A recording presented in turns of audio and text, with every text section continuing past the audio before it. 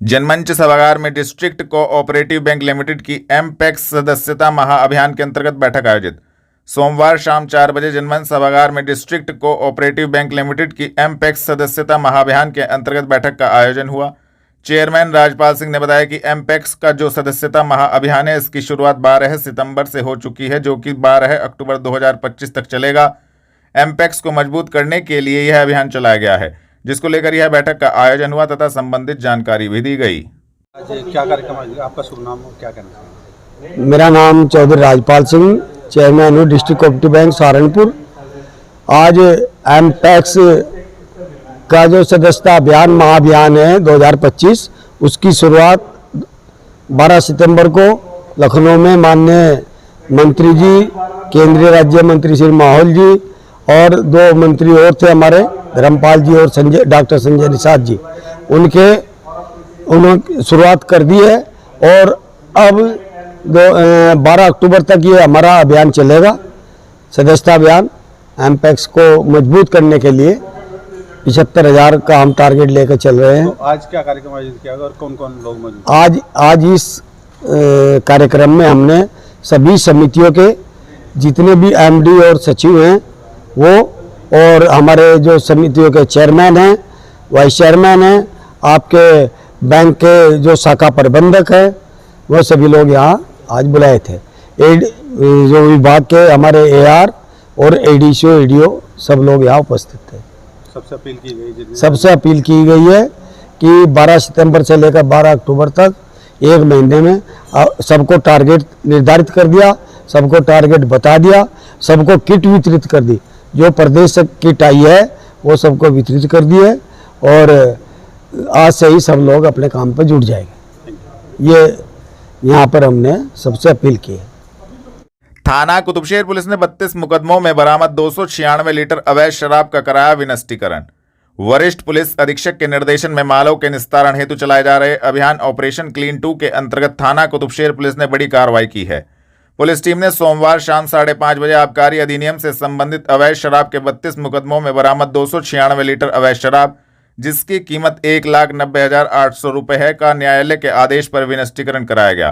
कार्रवाई करने वाली टीम में पंकज नरवाल नायब तहसीलदार, मुनीश चंद क्षेत्राधिकारी नगर प्रथम, हृदय नारायण सिंह प्रभारी निरीक्षक थाना कुतुबशेर मौजूद रहे। थाना मंडी पुलिस ने अवैध पशु कटान करने वाले 5 अभियुक्त गणों को मंडी क्षेत्र से किया गिरफ्तार की कार्रवाई। वरिष्ठ पुलिस अधीक्षक के निर्देशन में पुलिस अपराध नियंत्रण हेतु अपराधियों के विरुद्ध कार्रवाई कर रही है। थाना मंडी पुलिस ने सोमवार शाम 5:30 बजे अवैध पशु कटान करने वाले 5 अभियुक्तगण मुरसलीन, बिल्लू, मक्की, आबिद एवं परवेज को मंडी क्षेत्र से गिरफ्तार करने में महत्वपूर्ण सफलता प्राप्त की है, जिनके कब्जे से 3 नाजायज छुरे, 2 दाव, 1 कुल्हाड़ी, 3 स्टील की रॉड, 1 इलेक्ट्रॉनिक कांटा, 2 रस्सी, 2 कुंतल भैंस का मीट, 1 जिंदा कटरा बरामद किया गया है। संबंधित धाराओं में कार्रवाई करते हुए सभी अभियुक्त गणों को न्यायालय के समक्ष पेश किया गया है। गिरफ्तार करने वाली टीम में प्रभारी निरीक्षक रोजंत त्यागी, उप निरीक्षक अमित प्रसाद मौजूद रहे। हकीकत नगर स्थित धरना स्थल पर अखिल भारतीय राष्ट्रीय शैक्षिक महासंघ ने अपनी मांगों को लेकर दिया धरना। अखिल भारतीय राष्ट्रीय शैक्षिक महासंघ के आह्वान पर प्रदेश संयुक्त महामंत्री चौधरी रविंद्र पवार के नेतृत्व में शिक्षकों शिक्षिकाओं ने सोमवार शाम 4:30 बजे हकीकत नगर स्थित धरना स्थल पर अपनी मांगों को लेकर धरना दिया। इसमें उन्होंने बताया कि सभी सेवारत शिक्षकों के लिए उनकी नियुक्ति की तिथि चाहे जो भी रही हो, शिक्षक पात्रता परीक्षा को अनिवार्य कर दिया गया है। इस निर्णय ने देश के लाखों शिक्षकों की सेवा, सुरक्षा और आजीविका को संकट में डाल दिया है। तलवार हाथ तुझे झुकना होगा, क्योंकि अब राष्ट्रीय शैक्षिक संघ के पदाधिकारियों ने बगावत कर दी। झुकना पड़ेगा इस कार्यक्रम में। शिक्षकों के ऊपर जो डिसीजन आया है जिसमें टीटी की अनिवार्यता कर दी गई है, उसके संबंध में आज आदरणीय प्रधानमंत्री जी को ज्ञापन का कार्यक्रम रहेगा। से लेकर के 2011 के पूर्व में लगे सेवाओं को पूरा करके लगे, जो सेवाएं उस टाइम पे थी। 2011 के बाद में टीटी लागू की गई, 2011 टीटी नहीं थी। कुछ हमारे साथी इंटर करके बीटीसी करके बीटीसी करके वो सभी बिना टैक्स के लगे। तो आप कहीं ना कहीं लगभग उत्तर प्रदेश में नहीं पूरे देश में 20 लाख परिवारों पर आदरणीय प्रधानमंत्री से मांग करते हैं कि जो ये कानून सुप्रीम कोर्ट के द्वारा पारित किया गया है, इसमें अध्यादेश ला करके या पुनर्विचार याचिका करके इसे समाप्त किया जाए। रजनीश सागर, जिला मंत्री राष्ट्रीय शैक्षिक महासंघ। आज हम लोग हमारे जो पूरे भारत में हमारा जो संगठन है उसके आह्वान पर प्रत्येक जनपद में आज की डेट में प्रत्येक जनपद पर कार्यक्रम हो रहा है। सीईटी की जो अनिवार्यता की है, क्योंकि पहले जो हमारे शिक्षक उस समय की जो अनिवार्य थी, जो भी शैक्षिक उनकी समझ थी, उन सब जितनी भी योग्यता है उन सभी योग्यताओं को पूरा करने के बाद वो सब नियुक्त हुए थे। लेकिन आज क्या हो रहा है कि जो नियम बना दिया कि जो पुराने शिक्षक है वो कैसे करेंगे, क्योंकि 2011 के बाद जो शिक्षक नियुक्त हुए हैं उनको टेट, वो सब टेट पास हैं, वो योग्यता के आधार पर हैं। जब कोई नियम उस समय था वो नियम पूरा किया हुआ था। हम सरकार से यही मांग करते हैं माननीय प्रधानमंत्री जी से कि नियम जो खेल के बीच में नहीं बदले जाते, इस चीज को ध्यान में रखते हुए, क्योंकि शिक्षक जो है एक समाज को आईना दिखाने वाला है। शिक्षक के बिना समाज अधूरा है। अगर शिक्षक को ही बार बार परीक्षा देनी पड़ी तो जिनको वो शिक्षा दे रहे हैं वो कैसे आप उनको मानेंगे कि वो जो है समझदार हैं या सामाजिक उत्थान करेंगे, कैसे करेंगे? इसके लिए तो आपको विश्वास करना पड़ेगा अपने शिक्षक पर, क्योंकि शिक्षक के द्वारा ही प्रत्येक डिपार्टमेंट में जो भी जाएगा कर्मचारी वो एक शिक्षक के द्वारा पढ़ने के बाद ही दूसरे डिपार्टमेंट में जाएगा, उसके अलावा कहीं नहीं जा सकता। वो डायरेक्ट किसी विभाग में नहीं जा सकता, उसे कहीं ना कहीं किसी न किसी शिक्षक की जरूरत पड़ेगी। और प्राथमिक शिक्षा हमारा एक ऐसा ग्रुप है जो धरातल पे जो हमारा पिछड़ा ग्रामीण परिवेश है वहाँ से सब लोगों को एक शिक्षित करने का काम करता है। हम आदरणीय प्रधानमंत्री जी से ये आग्रह करते हैं कि जो ये मामला है ये टेट अनिवार्यता इसको खत्म किया जाए और हमारी सिर्फ यही मांग है। धन्यवाद।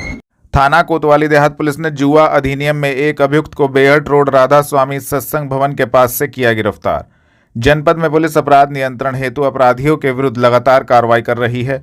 थाना कोतवाली देहात पुलिस ने जुआ अधिनियम में एक अभियुक्त विक्की को बेहट रोड राधा स्वामी सत्संग भवन के पास से सोमवार शाम 4 बजे गिरफ्तार करने में महत्वपूर्ण सफलता प्राप्त की है, जिसके कब्जे से 2710 रुपये नगद, एक पर्चा सट्टा गत्ता पैन बरामद किया गया है। संबंधित धाराओं में कार्रवाई करते हुए अभियुक्त को न्यायालय के समक्ष पेश किया गया है। गिरफ्तार करने वाली टीम में उप निरीक्षक भीम प्रकाश, हेड कांस्टेबल दीपक कुमार मौजूद रहे। थाना जनकपुरी पुलिस ने वाहन चोरी के मामले में 2 अभियुक्त गणों को एसबीडी अस्पताल के पीछे से किया गिरफ्तार की कार्रवाई। वरिष्ठ पुलिस अधीक्षक के निर्देशन में पुलिस अपराध नियंत्रण हेतु अपराधियों के विरुद्ध कार्रवाई कर रही है। थाना जनकपुरी पुलिस ने सोमवार दोपहर 3:30 बजे वाहन चोरी की घटना का सफल अनावरण किया है। पुलिस टीम ने 2 अभियुक्तगण विकास एवं आशु को एसबीडी अस्पताल के पीछे से गिरफ्तार करने में महत्वपूर्ण सफलता प्राप्त की है, जिनके कब्जे से एक चोरी की मोटरसाइकिल बरामद की गई है। संबंधित धाराओं में कार्रवाई करते हुए दोनों अभियुक्त गणों को न्यायालय के समक्ष पेश किया गया है। गिरफ्तार करने वाली टीम में उप निरीक्षक शिवम चौधरी, हेड कांस्टेबल उस्मान अली मौजूद रहे। राहत गार्डन निवासी लोगों ने जलभराव एवं बस्ती में फैल रही गंदगी को लेकर किया जोरदार प्रदर्शन।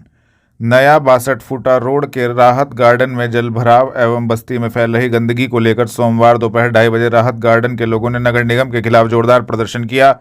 राहत गार्डन एवं आसपास के लोगों ने कहा कि बस्ती में पानी की निकासी न होने के कारण चारों तरफ पानी भर जाता है। जब बरसात होती है तो यहाँ जलभराव अधिक हो जाता है और पानी कई दिन तक भरा रहता है। यहाँ पर बस्ती के लोग मौसमी बुखार एवं अन्य बीमारियों से पहले ही जूझ रहे हैं। मेरा नाम मोहम्मद इंतजार। क्या समस्या है आपके यहाँ पर? सर यहाँ पे देख सकते हैं कितने पानी भरा हुआ है। 10 बार जो है यहाँ पर नगर निगम से जो है टूवेल लग चुका है, इतना पानी भरा हुआ है जिसकी वजह से यहाँ चारों तरफ गंदगी है, मच्छरों का माहौल है, बच्चे रोज बीमार हो रहे हैं, बहुत ज़्यादा परेशानी है, जिसमें हम टैक्स भी देते हैं। ठीक है जी, बहुत परेशानियां हैं, चारों तरफ गंदगी है, बाहर रोड तक पहुंचे। तो इसके लिए तुमने अपने पार्षद से या नगर निगम? पार्षद से हमने संपर्क किया है। पार्षद से जब संपर्क करते हैं तो यहाँ पे टूवेल आ गया है, बाकी और कोई सुविधा नहीं है। रोड सड़कें या कोई चीज? ना कोई सड़कें हैं, ना कुछ नहीं है, सब कच्चा रोड पड़ा है चारों तरफ, बहुत परेशानी है। पानी भरा था उस दौरान क्या कीड़े सांप क्या यहाँ पे कम से कम 15-20 सांप हम यहाँ पे मार चुके हैं और बच्चों को आने जाने के जो है जनजीवन बिल्कुल अस्त व्यस्त हुआ पड़ा है, बिल्कुल भी ना इधर जा सकते हैं ना इधर जा सकते हैं। कुल मिला के पूरी चारों तरफ पानी है। चारों तरफ से पानी ही पानी है। तो कहाँ से आ रहा है ये पानी? ये पानी नहर का आ रहा है, खेतों से होते हुए हमारी कॉलोनी में भर रहा है। तो क्या मांगे आप? क्या मांगे? हमारी मांग है हमारे रोड दुरुस्त हो जाएं, ये जितना भी पानी भरा हुआ है ये खत्म हो जाए। यहाँ पे टैक्स भी दे रहे हैं, चारों तरफ परेशानी का अंबार लगा हुआ है। आपका नाम? मेरा नाम साजिया है। साजिद क्या समस्या है यहाँ पर? यहाँ पे नहर का बहुत ज्यादा पानी है और ना यहाँ पे लाइट है ना सड़कें हैं। हम बहुत परेशान हैं। हमारे बच्चे स्कूल नहीं जा पाते, हम बाहर से सामान नहीं ला पाते, हम बहुत परेशान हैं। तो ये बहुत ज्यादा। नगर निगम में है या जी नगर निगम में है ये तो कॉलोनी। शिकायत किससे की आपने? इसकी शिकायत हमने पार्षद से की, हमें कोई भी मतलब सोल्यूशन कुछ नहीं मिल रहा। अब जैसे पानी भरा है, गंदगी है। गंदगी बहुत ज्यादा है, मच्छर है, सांप बिच्छू हर तरीके से कीड़े मकोड़े निकल रहे हैं सर। बच्चे बीमार है हमारे और टैक्स बखूबी आ रहा है। यहाँ पे टैक्स कह का ले रही है फिर सरकार, जब यहाँ पे लाइट नहीं है और वोटिंग करने आ जाएंगे फिर कहे कि हम वोट देवें। बताइए, कुल मिला के परेशानी कम नहीं अब भी 4000 का टैक्स आया हमारे घर पे, फिर कहे का टैक्स दे। जब लड़के सड़कें नहीं है और ना लाइट है यहाँ पे, फिर किस चीज का टैक्स ले रही सरकार? मच्छर वगैरह हो रहा, मच्छर सारी सड़कों। देश की सबसे बड़ी तीसरी संपत्ति वाला वक्फ बोर्ड वक्फ माफियाओं के हवाले राष्ट्रीय अध्यक्ष जमीयत हिमायतुल इस्लाम। सोमवार शाम 6 बजे राष्ट्रीय अध्यक्ष जमीयत हिमायतुल इस्लाम कारी अबरार जमाल ने कहा, वैसे तो सुप्रीम कोर्ट का फैसला सर्वोपरि है, लेकिन दुर्भाग्य की बात है कि देश की सबसे बड़ी तीसरी संपत्ति वाला वक्फ बोर्ड वक्फ माफियाओं के हवाले है। वक्फ बोर्ड में जिस तरीके से भ्रष्टाचार और माफियागिरी चल रही है, यह यकीनन काबिले मजम्मत है। इतना बड़ा बोर्ड होने के बावजूद किसी मुस्लिम बच्ची की शादी नहीं करा पाया, आज तक किसी बेघर को घर नहीं दे सका, यतीम बच्चों को तालीम नहीं दे सका। इन सब चीज़ों को देखते हुए खुद मुस्लिम समाज ने ही मांग की थी सरकार से। सरकार अपने पास से बिल लेकर नहीं आई थी। मुस्लिम समाज ने सरकार के पास हजारों की संख्या में चिट्ठी लिखी। इसके बाद सरकार को लगा कि इस पर काम होना चाहिए। आप बताएंगे आज वक्फ बोर्ड पर जो सुप्रीम कोर्ट का आदेश आया है, क्या बताएंगे? देखिए, वैसे तो सुप्रीम कोर्ट का फैसला सर्वोपरि है, लेकिन दुर्भाग्य की बात यह है कि देश की सबसे बड़ी तीसरी संपत्ति वाला वक्फ बोर्ड आज वक्फ माफियाओं के हवाले है और भ्रष्टाचारियों के हवाले है। पूरे वक्फ बोर्ड में जिस तरीके से भ्रष्टाचार और माफियागिरी चल रही है, यकीनन ये काबिले मजम्मत है। इतना बड़ा वक्फ बोर्ड होने के बाद आज तक किसी मुस्लिम बच्ची की शादी नहीं करा पाया, आज तक किसी बेघर को घर नहीं दे सका, आज तक किसी यतीम बच्चे को तालीम नहीं दे सका। तो इन सारी चीजों को देखते हुए खुद मुस्लिम समाज ने ही मांग की थी सरकार से। सरकार ने खुद अपने तरीके से अपने पास से ही बिल लेकर नहीं आई थी। खुद मंत्रालय में सरकार के पास मुस्लिम समाज ने हजारों की संख्या में चिट्ठी लिखी, समाज के पीड़ित लोगों ने हजारों की संख्या में चिट्ठी लिखी। उसके बाद सरकार को ये लगा कि अब इस पर यकीनन काम होना चाहिए। फिर बिल आने के बाद सरकार ने जेपीसी का गठन किया। जेपीसी ने बहुत सारे सुझाव मांगे, उसमें भी जेपीसी की जीत हुई और हम सब लोगों ने उसमें सुझाव दिए। लेकिन उसके बावजूद इस तरीके का, जिस तरीके से मुस्लिम तंजीमों ने हल्ला मचाया है कि वक्फ बिल आएगा तो मुसलमानों की मस्जिदें छीन ली जाएंगी, मुसलमानों के दरगाह छीन लिए जाएंगे, कब्रिस्तान छीन लिए जाएंगे। दरअसल खुद इन्हीं लोगों का वक्फ बोर्ड की संपत्तियों पर कब्जा है। आप जाइए सहारनपुर की जामा मस्जिद में, जामा मस्जिद की दुकानों के आसपास वक्फ बोर्ड की तमाम संपत्तियों पर खुद यहाँ के मुस्लिम नेताओं का कब्जा है। आप जाइए देवबंद के अंदर, आप जाइए हैदराबाद की मदीना मार्केट के अंदर असदुद्दीन ओवैसी के लोगों का कब्जा है। आप जाइए दिल्ली का जो जमीयत उलमा हिंद का ऑफिस है वो खुद वक्फ बोर्ड की संपत्ति में है। तो ये इसीलिए ये लोग विरोध कर रहे थे। ये लोग वक्फ बिल का विरोध नहीं बल्कि मुस्लिम समाज की तरक्की का विरोध कर रहे थे। रामभद्राचार्य हैं जो धर्मगुरु हैं, उनका भी एक बयान सामने आया। उन्होंने कहा है कि जब भी मैं यूपी की तरफ देखता हूँ मुझे ऐसा लगता है कि जैसे मिनी पाकिस्तान है। देखिए, उत्तर प्रदेश देश का सबसे बड़ा राज्य है और यहाँ की आबादी जिस तरीके से बड़ी तेजी से बढ़ रही है तो उसको देख कर के लगता है कि कुछ दिनों के बाद जिस तरीके से आना जाना निकलना बढ़ना दुश्वार हो सकता है। मुस्लिम समाज से भी मैं खास तौर से गुजारिश करूंगा कि ठीक है, आप 4-4, 10-10 बच्चे पैदा कर रहे हैं, लेकिन कम से कम उन बच्चों को पढ़ाइए, उन बच्चों को अच्छी शिक्षा दीजिए, उन बच्चों को अच्छी तालीम दीजिए, उन बच्चों की रहबरी कीजिए, उन बच्चों को खुला मत छोड़िए, उन बच्चों को सड़कों पर लाठी डंडे देकर के मत भेजिए आप। उन बच्चों को अच्छी शिक्षा दीजिए। शुभम नेकी और अभिषेक स्वच्छता प्रतियोगिता में पुरस्कृत नगर निगम एवं स्मार्ट सिटी ने आयोजित की स्वच्छता डिजिटल प्रतियोगिता। नगर निगम एवं सहारनपुर स्मार्ट सिटी लिमिटेड द्वारा आयोजित 7 दिवसीय विशेष स्वच्छता डिजिटल प्रतियोगिता में शुभम तोमर, अभिषेक उपाध्याय एवं नेकीराम को विभिन्न श्रेणियों में श्रेष्ठ प्रदर्शन के लिए सोमवार शाम 5:30 बजे प्रमाण पत्र देकर सम्मानित किया गया। प्रतियोगिता का उद्देश्य स्वच्छता को जन आंदोलन बनाने और उसमें नागरिकों की व्यापक सहभागिता सुनिश्चित करना था। नगरायुक्त शिपुगिरी के निर्देश पर नगर निगम एवं स्मार्ट सिटी द्वारा 22 जुलाई से 28 जुलाई तक विशेष स्वच्छता डिजिटल प्रतियोगिता का आयोजन किया गया था। इसमें प्रतिभागियों को स्वच्छता को प्रेरित करती रील्स, वीडियो, स्लोगन, पोस्टर एवं कविताएं आदि भेजनी थी। लोक निर्माण विभाग देहरादून चौक पर डिप्लोमा इंजीनियर्स महासंघ ने मनाई स्वर्गीय आर.के. दत्त की पुण्यतिथि एवं अभियंता दिवस। उत्तर प्रदेश डिप्लोमा इंजीनियर्स महासंघ के संस्थापक एवं सबके प्रेरणा स्रोत स्वर्गीय आर.के. दत्त की 37वीं पुण्यतिथि अभियंता दिवस के अवसर पर सोमवार दोपहर 3 बजे एकता सदन, क्षेत्रीय संघ भवन, लोक निर्माण विभाग, देहरादून चौक पर श्रद्धांजलि सभा का आयोजन किया गया।